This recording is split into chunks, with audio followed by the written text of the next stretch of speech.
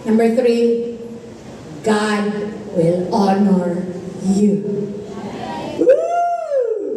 Ha? Honor, ginoo man siya? Yes! Dili na big deal kang Lord na mo-honor sa imo.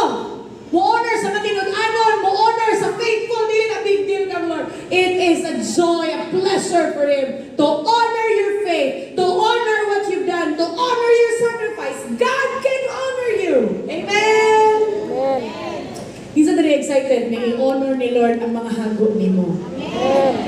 Hallelujah. Kabalo mo, when we started here, ang among mga amigo, mga lauman na mo, ang malipay na naabot ni sa tagong, mo'y una ni Ingon. Mga bagito na sila, manguli na silang Davao. Imbis malipay, nga daghan na dali magtinabangay para maduwas ng mga tao sa tagong. Hala, wala namin yung lagi tagal.